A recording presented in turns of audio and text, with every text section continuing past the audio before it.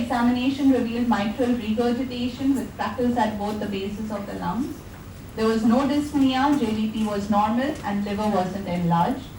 So, of course, the next step, MRI brain. After admission, it showed infarction in the left temporal region with some other fresh ischemic lesions. A transthoracic echo showed 13 millimeter mobile vegetation on the anterior mitral leaflet and moderately severe mitral regurgitation. So how would you go about evaluating this patient, and what's the management of this patient? Some of the boys, will you get up and tell me? Basically, anyone? Go on.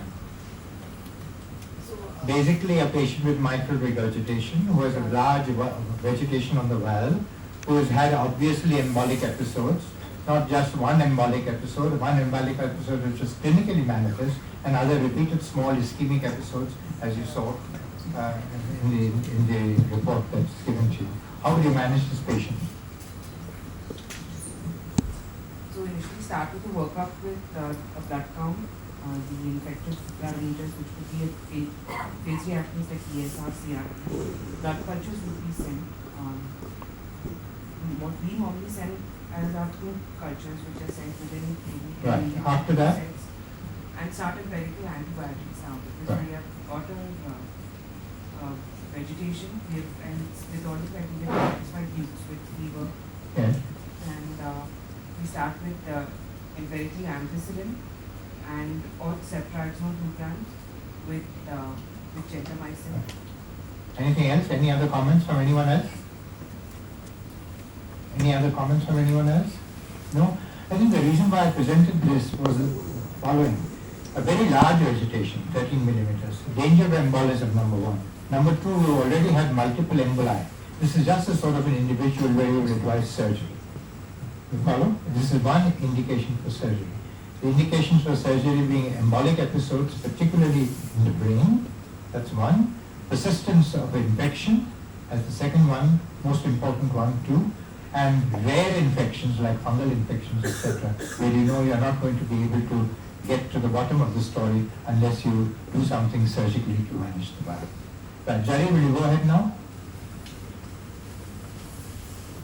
In extremely rare site, I've never seen TB endocarditis before, to TB caused by a rare strain. How does this move? Sorry. Just quickly, a few basic definitions which most of you would know. We define MDR as resistance to the two pivotal first-line drugs, isoniazid and rifampicin. Pre-XDR is when you add on fluoroquinolone resistance, so common because they're the most widely abused antibiotics used for almost every viral or diarrheal infection in this country, unfortunately. XDR is one step further in the ladder. It's MDR with resistance to any one quinolone and any one second-line injectable. TDR we defined as resistance to all available drugs or all tested drugs at the time. And if you want to move beyond that, you talk of untreatable TB, and it's sad that in this day and age we do. And you define that perhaps as a function of the DST pattern of your patient and the drugs that you have available or unavailable really to treat that patient. Just to know that TB has existed since antiquity, but it just takes a couple of treatment errors, 2.1 treatment errors, to convert a sensitive to an MDR case. If you're irresponsibly prescribing your quinolones, you get pre-XDR TB, first described by Sullivan in 1995 in New York. XDR described in 2006, when again you have amplification of errors, and then further amplification, bad prescriptions resulting in TDR. Clearly it's an iatrogenic disease occurring under the pressure of inadequate therapy. The great Robert Koch would be turning in his grave that 30 years after he described TB, we've forgotten how to treat it. Skip the global totals because huge figures tend to bore you, but look at the Indian figures. 2 million new TB cases, clearly the most in the world, and these are very watered down WHO estimates, by the way. 100,000 cases of MDR TB in 2012, the most in the world. Take a guess, Shanti, how many there were in America? How many MDR cases? All of the US? 70 in that year, about 70. And a huge number of deaths, again the most deaths in the world from TB, and a staggering economic loss from tuberculosis in just 1 year. And these are the reasons why TB is entrenched and is here to stay. The link with poverty, the greatest population of poor people, the link with nutritional status. We have more malnourished children than sub-Saharan Africa. We're the diabetes capital of the world, and there's a strong, powerful link and synergy between diabetes and tuberculosis.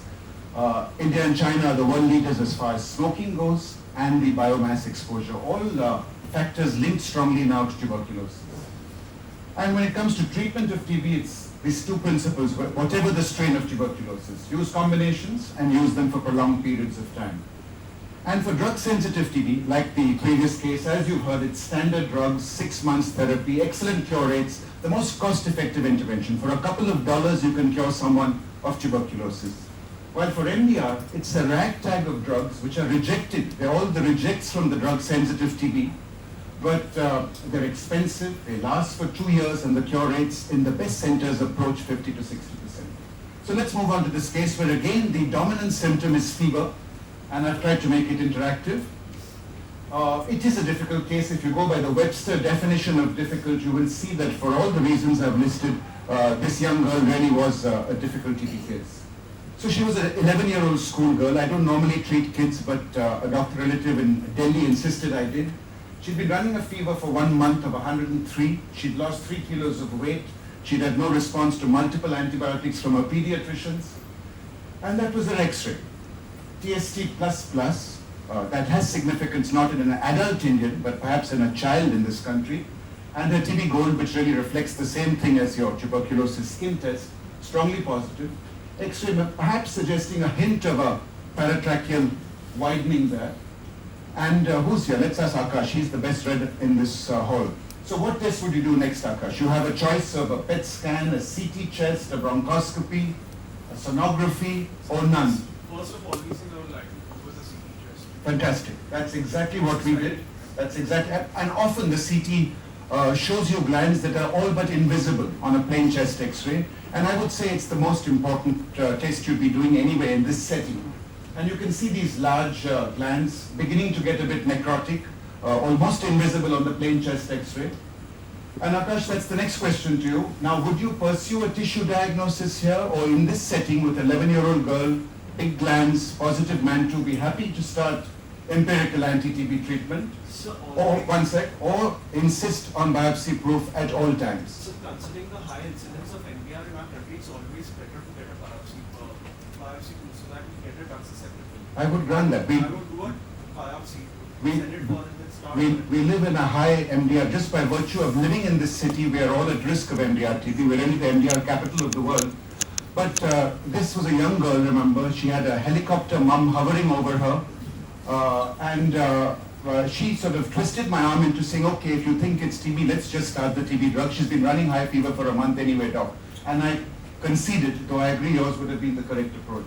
So you start, and we often do. We often start TB drugs without biopsy proof. A TB drug trial are not uncommon in tubercle, and they can last for months, as you will see in this patient. She lost 2 kilos more of weight, and when you give a TB drug trial, you would expect the fever. Your case, I think you said 7 days the fever settled, Sherry? That's right. You'd expect the fever to settle within a month, if not 7 days. But you'd start to worry, and now if you haven't got biopsy proof, this is the time you wish you had. And now it was considered essential. We had no choice. The mother had no choice, really. And let's ask someone else. Let's ask Janardhan. If you had to obtain biopsy proof, Janardhan, you have the choices of a bronchoscopic procedure, an EBUS. I put an EUS just for Shanti, really, but it is used, and bronchoscopists are copying our gastroenterology colleagues, and depending on the station of the mediastinal gland, even an endoscopic EUS biopsy is useful. A CT-guided biopsy, because Anirudh will get upset if I don't put that up here, a VATS biopsy, and a mediastinoscopy. And it tells you all in the space of 90 minutes whether that TB is rifampicin resistant, and therefore that's a surrogate marker really of MDR, because it's very, very rare to get isolated monoresistance with rifampicin.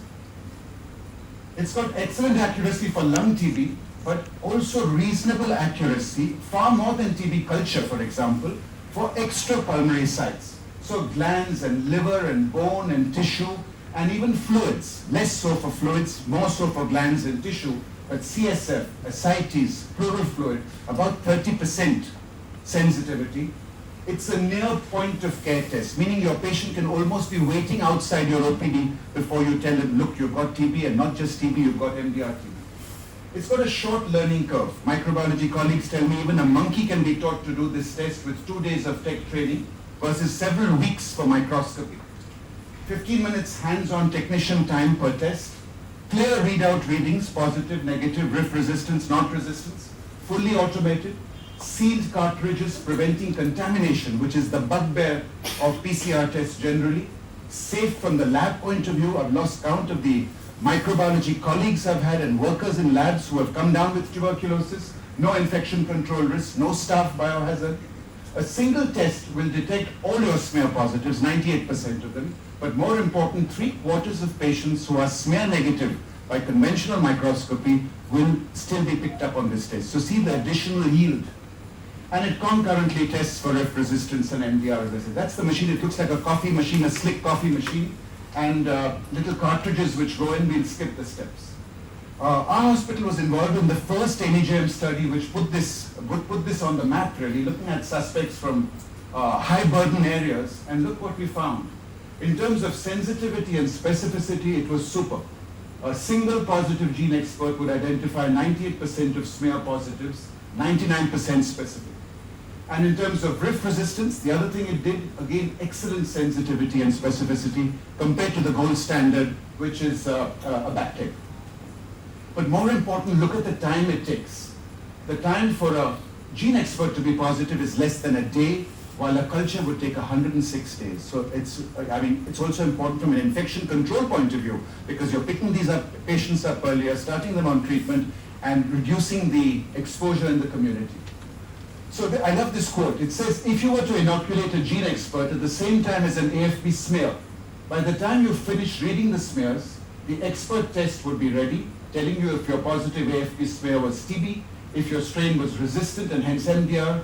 And he says, I'm sure Koch and Pasteur would not only be delighted, but they would probably say, it's about time. So it is a game changer. What would be the impact of this test on the Indian scenario?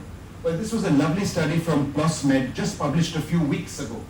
They did 9 million people in 18 sub-districts across the country. The dots here had the gene expert as the upfront test for diagnosing TB.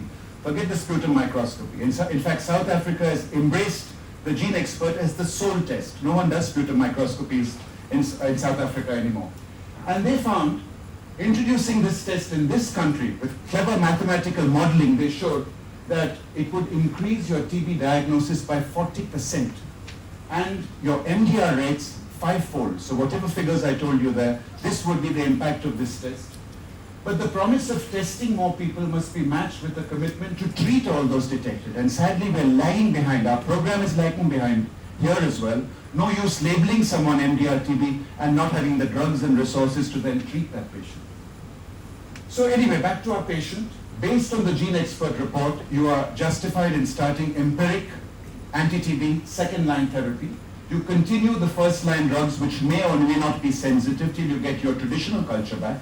You don't get that information from the gene expert. And we added on 3 second-line drugs. But the fever persisted despite 2 months now of treatment, 103, 104, an anxious mother and an anxious child. So what would you do next? Fever persisting despite 2 months of therapy, and I've put up some options here. Would you go back to first-line drugs? That sounds counterintuitive if you believe the sensitivity of the gene expert. Would you add more second-line drugs? 3 should generally be enough. We've chosen a quinolone, an aminoglycoside, and another. Would you add steroids here? Or would you label this a drug fever and stop all your drugs? Any takers here? Yeah? So that's what we did. We chose to start steroids here. And I told the mother with extreme confidence that, look, her fever will settle within a few days.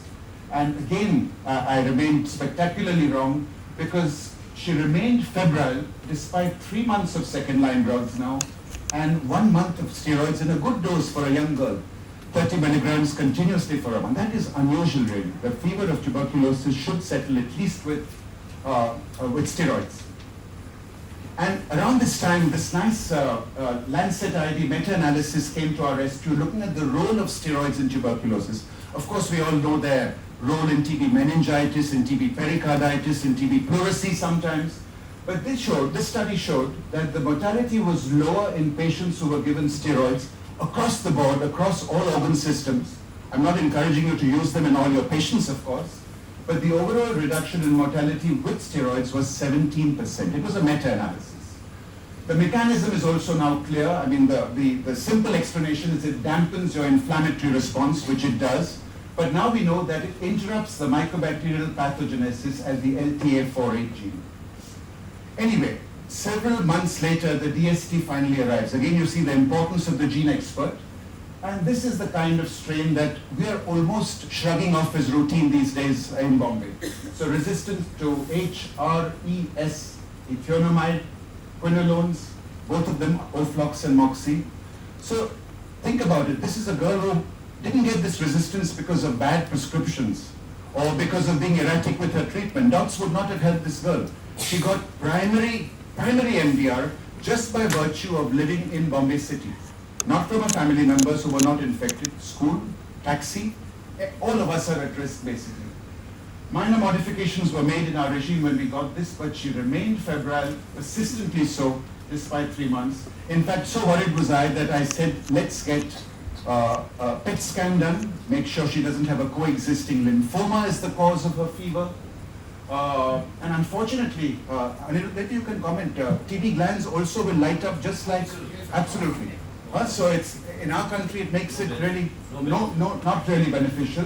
But we did stick a needle again into one of these glands. I needed to be sure. And again, at least we knew that we were on the right track with TB granulomas. My response was a feeble response of adding on a few more second-line drugs. And you must never add a single drug to what seems to be a failing regime. That's a cardinal principle. So we added on the couple of drugs that were left, empirically again. And one of them was an ancient anti-leprosy drug called clofazimine, which again, around that time, nice meta-analysis showed improved outcomes. And a current Chinese study showed made significant differences when added on to a regime.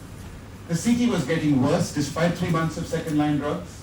And for the first time, real disaster, parenchymal involvement. Till then it had been glandular TB, extrapulmonary TB, pulmonary. You can see these nodules here, which she never had earlier. And again disaster because her AFP sputum, all the other tests were tissue tests on the glands. Her sputum was now showing AFP positivity. She was continuing to spike fever, and the X-ray looks dreadfully. I don't know if this was a large gland ballooning up or it was parenchymal involvement as well. Maybe a rupture of the gland in one of the bronchi and giving rise to this. Good olden days, they used to call it tuberculous pneumonia. Absolutely. In fact, 10% of all community-acquired pneumonias in our country are TB pneumonias.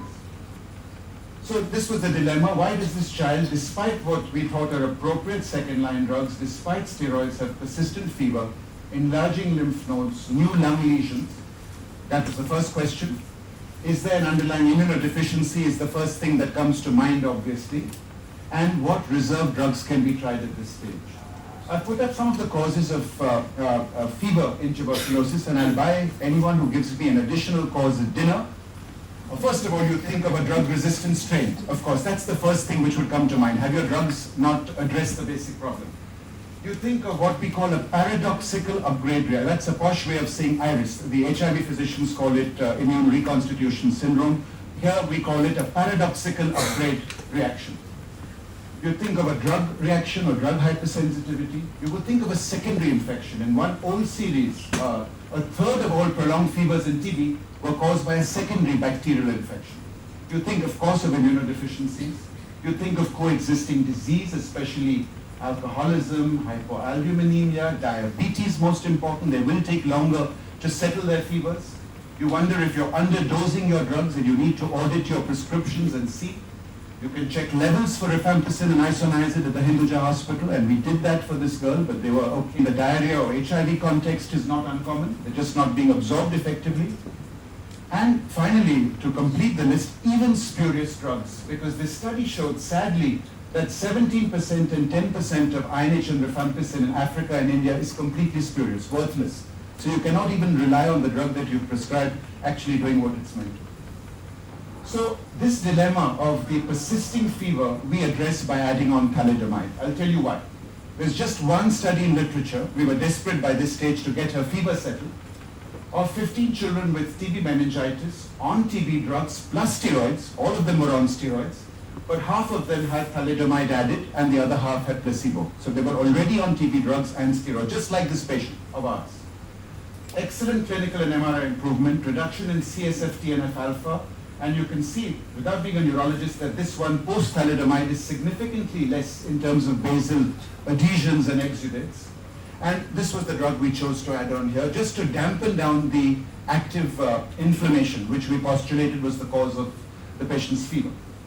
Underlying immunodeficiency, it's easy to say HIV, of course, but there are many more complex tests for your immune system which you can do in patients who are not responding as they should. The most important is interferon gamma loop defects, described by a brilliant physician in the UK called Mike Levine, and a host of other more special tests. In fact, you fly samples down to France because there is a professor there who specializes in this. All her tests came back eventually as negative. And of course, we needed to give her some more drugs because the drugs didn't seem to be working. And that brings you back to the problem with the current treatment we have. It's far too long. It has debilitating side effects, significant adverse effects in 60% in a South African series, resulting in frequent interruptions in treatment. It's far too expensive. Where does an Indian patient get this kind of money? That's the average cost in Europe to treat a patient with MDR-TB. They're bacteriostatic drugs. They have high default rates as a result of the side effects. They're not backed by any randomized controlled trials as far as second-line drugs go. We've got WHO recommendations, but they're all very low quality evidence. Most second-line drugs lack reliable DSTs. Most drugs are used off-label. Believe me, PAS and ethiopamide would not even get regulatory body approval if they came out in today's market. They're just all that we have from 50 years ago.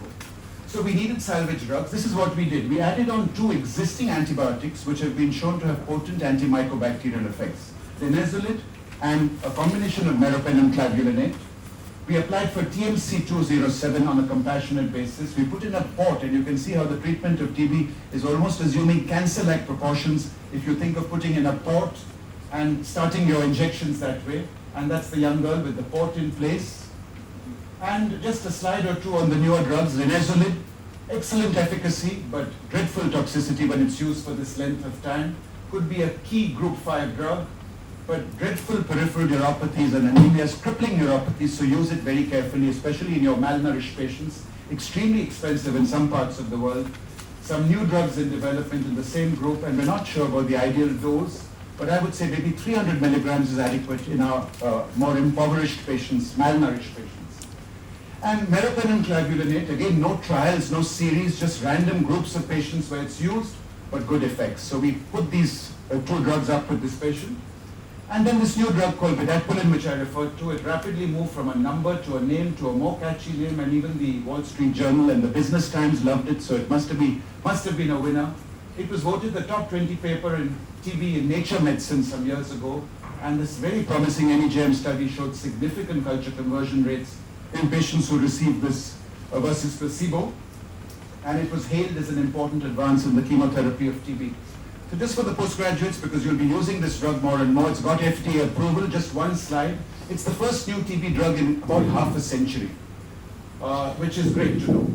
It received its FDA approval on the last day of 2012, based on very limited data, some experts would argue. It has a black box warning, which you should not ignore, significant QT prolongation. It's a new class of drugs, which is nice to know, darylquinoline.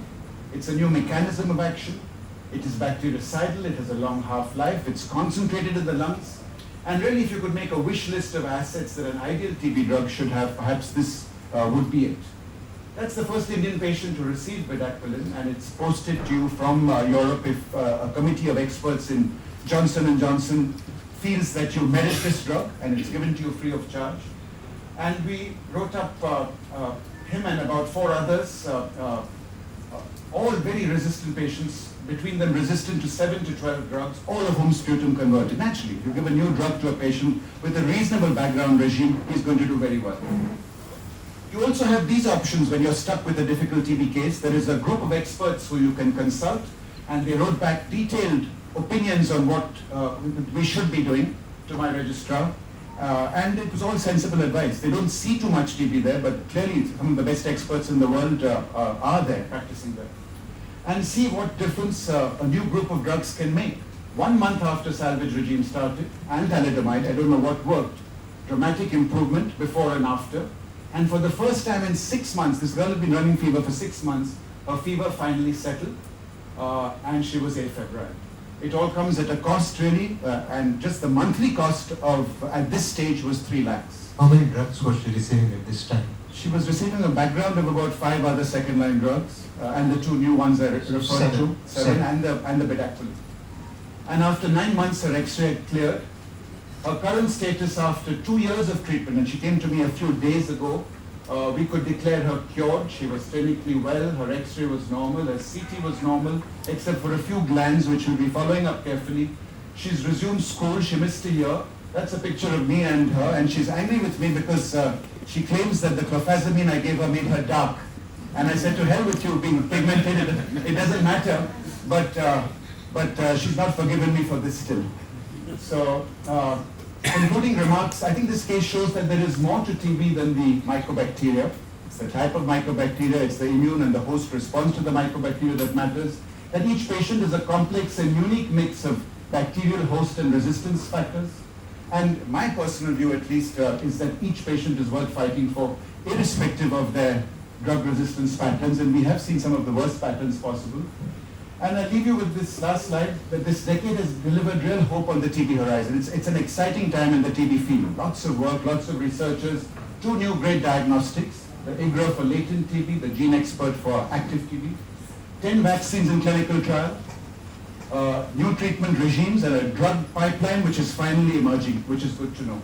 But we've got miles to go, because currently less than 1% of the world's MDR TB patients are actually accessing these drugs, which is almost scandalous. I'll leave you with 2 quotes from my 2 favorite people actually. This man is Ibn Sina. 1,000 years ago, he was a polymath, a philosopher, probably a great doctor as well in that day. He said there are no incurable diseases, only lack of will. And Paul Farmer is a personal hero who's changed the lives of thousands of patients with TB, who's taken on TB treatment programs in Peru, in Haiti, now in Rwanda. He's from Partners in Health and Harvard, basically. And he said the idea that some lives matter less is the root of all that's wrong with the world. Thank you. Thank you. I learned so much about this disease. In the tuberculosis societies, the culture and smear are really of no use, and the PCR is very valuable. 30%. And I learned from you it's very useful in CSF too. It is. And the meta-analysis I read somewhere is 80%. And recently we were talking about a case to even an expert in town who said it's only 50%. Yeah. So I think your talk should disseminate more to everybody. For the CSF, I just urge you to send 5 cc and centrifuge it. And that's important. And it's still about 70-80%. It is. I'll give you another quote. Yes. Woods are long, dark and deep, and we have miles to go before we sleep. All right, Karim? Right. Anirudh is going to present a very interesting case. He's very proud of it. He came excitedly into my room telling me, look what we have done. And I think Shanti will be rather pleased to see what he has done.